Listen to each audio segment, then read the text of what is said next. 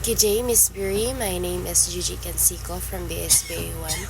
So for today, I'm going to submit my answer on the assignment number 1, which is the intro to basic macro. So the first question is, what is economic and who is the father of economics? So economics is a study of how people use limited resources to meet their needs. So the father of economic is Adam Smith. So introduced key ideas in his 1776 book, The Wealth of Nations. His work laid the foundation for modern economic thought. And number 2 is, what are the branches of economics and define each? So here are the branches of economics in brief. So number 1 is microeconomics. So microeconomics studies individual behavior and decisions in markets, focusing on supply, demand, prices, and market structures.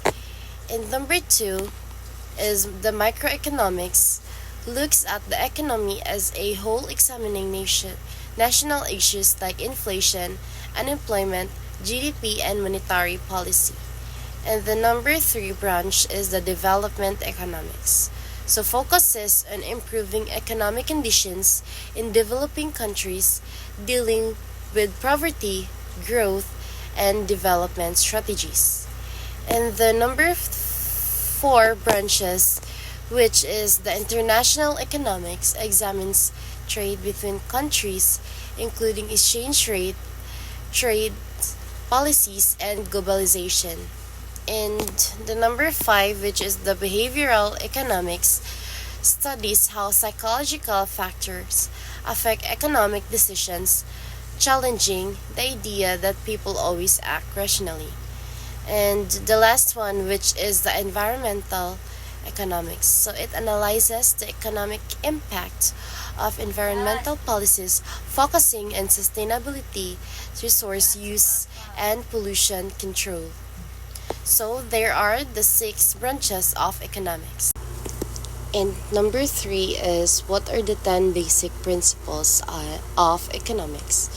So here are the 10 basic principles of economics, which consists explanations. So number 1 is people face trade-offs. So choosing one thing often means giving up something else. And number 2 is the cost of something, of what you give up to get. So the real cost includes the best alternative you sacrifice. And number 3 is rational people think at the margin. So decisions are made by weighing additional benefits against additional costs. And number 4 is people respond to incentives, behavior change when costs or benefits change. And number 5 is trade can make everyone better off. So trade allows people to specialize and benefit from others' expertise.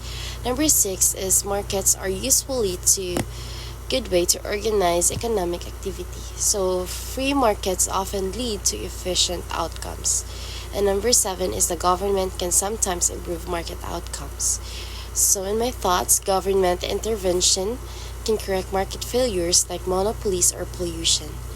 And number 8 is a country standard of living depends on its ability to produce goods and services. In my opinion, higher productivity leads to a better standard of living.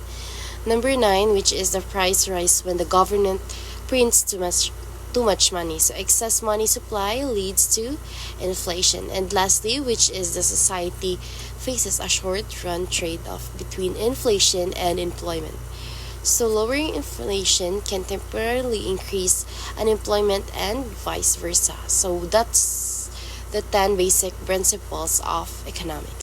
So number 4 question is, give a brief history of macroeconomics and who is the father of macroeconomics. So macroeconomics developed in the early 20th century, especially after the Great Depression studied the economy as whole, focusing on issues like unemployment and inflation.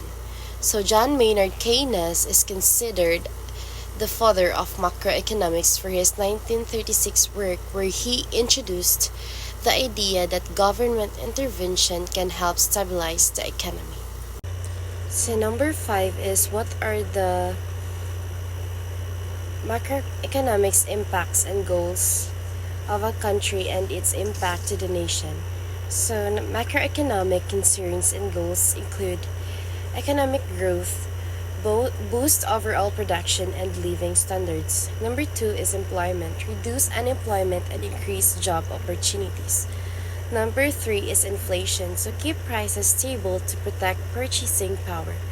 Number 4 is fiscal stability, so maintain balanced budgets and manageable debt. And number 5 is balance of payments, so manage trade deficits and surpluses to stabilize the currency. So these goals aim to ensure a stable and prosperous economy.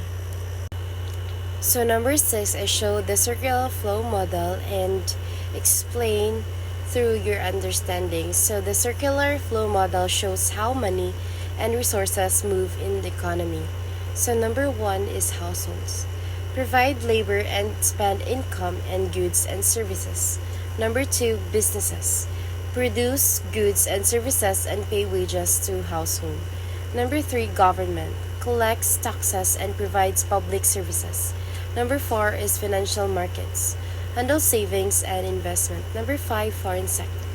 Involve imports and exports. So money flows from households to businesses for goods and services while businesses pay household for labor, creating a continuous economic cycle. And last number is what have you understand the law of supply and demand? So the law of supply and demand states demand as price drop, people buy more, as price rise, they buy less. So in the supply, as prices rise, producers make more. As prices drop, they make less. So the market finds a balance where the quantity supplied equals the quantity demanded, setting the equilibrium price.